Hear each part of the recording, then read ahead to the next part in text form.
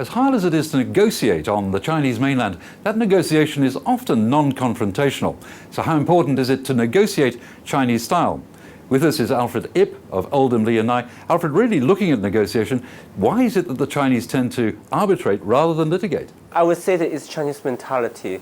Chinese emphasize on yin-yang harmony and all these.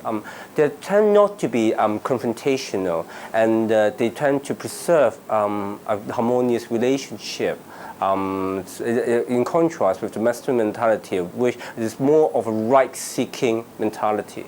And how is it that this mediation process that you have is actually played out? The essence of mediation, by discussion and negotiation, parties can reach a decision together and resolve something altogether. The court is promoting that. In future, if the parties refuse to mediate without a valid reason, the court may not award costs to the winning party, notwithstanding that he got what he wanted in court. And second of all, I believe that more and more people are aware of the benefits of mediation. Not only that it is confidential, it also can bring parties things that they cannot get from court. And I guess it's important to have a mediation clause in the contract that you have. I think it's very important because mediation requires both parties to agree in order to have it take place. This is the essence of that. And without a mediation clause, when dispute arise, it is very hard to get parties to both agree to mediate. If one party is not willing to mediate, then there's no mediation. Who is it that you have as your mediator, and what do you actually look for in the mediation process? Mediators are all well trained.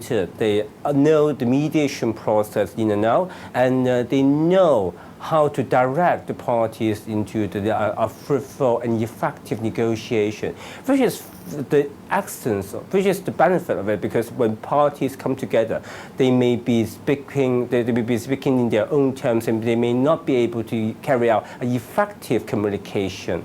So mediators are trained to help parties to get that, and because of the neutral role, they're totally impartial, and and they assist the parties into conducting a fair negotiation. And so at the end of the day, after you've been through the mediation process, does it wind up as being successful? Not that it will always be successful, let's not get our hope too high, but even if there's no result after the mediation, parties tend to keep the negotiation ongoing, and a lot of times settlement can be reached even after the mediation.